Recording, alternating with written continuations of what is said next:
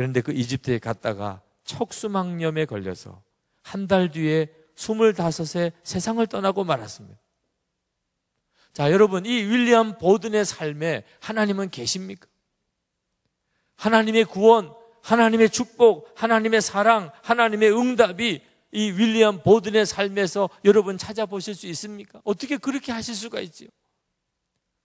하나님을 위해서, 복음을 전하기 위해서 그는 하나님께 자기의 모든 것을 드렸고 자기의 모든 유산을 다 포기했고 자기의 미래를 하나님께 다 바쳤는데 선교지 구경도 못 해보고 25의 나이에 죽어버리고 말았어요. 윌리엄 보든이 세상을 떠나고 난 다음에 그의 성경책 뒤에 3개의 문장이 기록되어 있는 것을 사람이 발견했습니다. 처음은 그가 처음에 썼던 No reserves, 남김없이 다 드립니다. 두 번째는 No retreat, 나는 결코 돌아서지 않을 것입니다.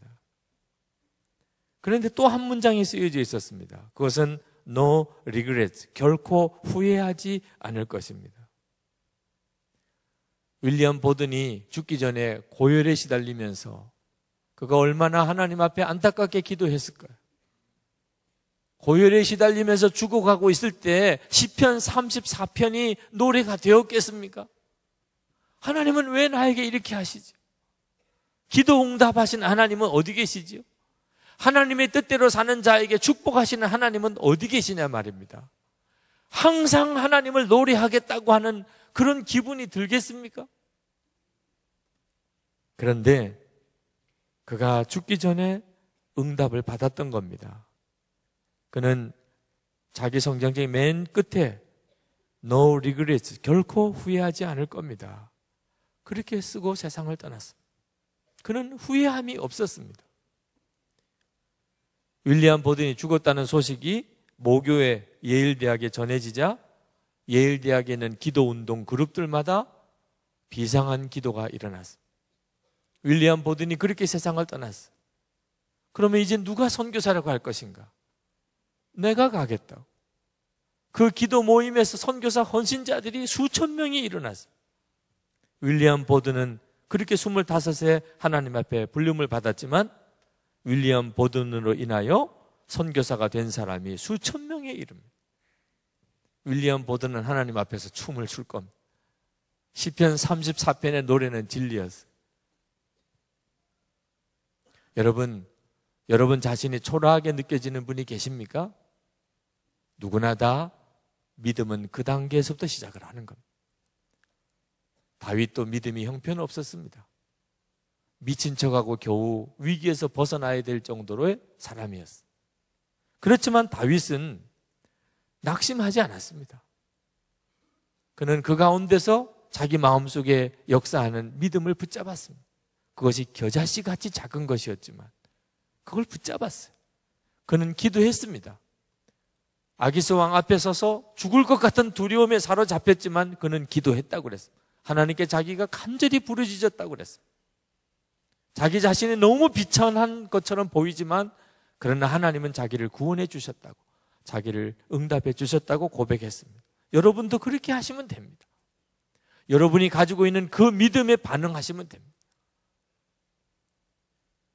스스로하고 두려워하고 좌절하는 것이 가장 큰 문제인 것입니다. 하나님께서 마음에 깨닫게 하신 말씀이 있으면 그대로 살면 됩니다. 그러면 반드시 믿음의 체험을 하게 됩니다. 눈이 갑자기 열려지는 겁니다. 믿어지는 것이죠. 믿어지면 끝입니다.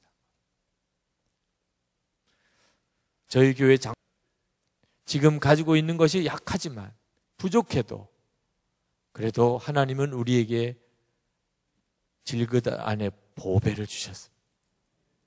그 믿음에 반응하시면 됩니다. 여러분이 가지고 있는 그 믿음에 반응하시면 됩니다. 우리에게 닥치는 시련과 시험은 우리 믿음을 자라게 하시는 하나님의 도구입니다. 그래서 시련에 감사하고 오히려 내게 시험하는 사람에게 감사하시기 바랍니다. 문제를 보아도 예수님 안에서 보아야 됩니다. 성령 충만한 눈으로 봐야 됩니다. 그래야 정확하게 보입니다.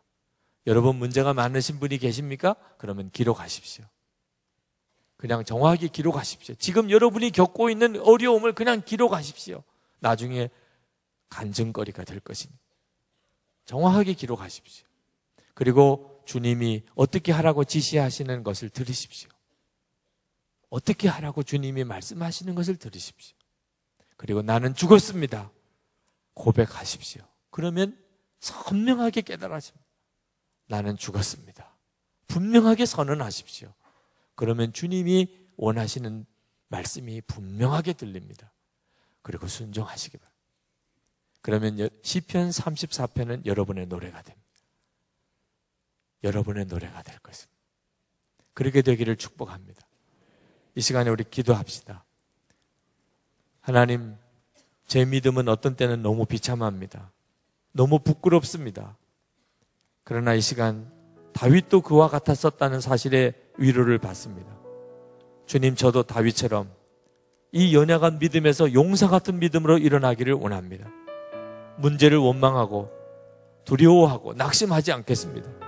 제게 주신 믿음에 반응하겠습니다. 주님을 바라보고 반응해 나가겠습니다. 시편 34편의 노래를 부르게 해 주옵소서. 기도합시다.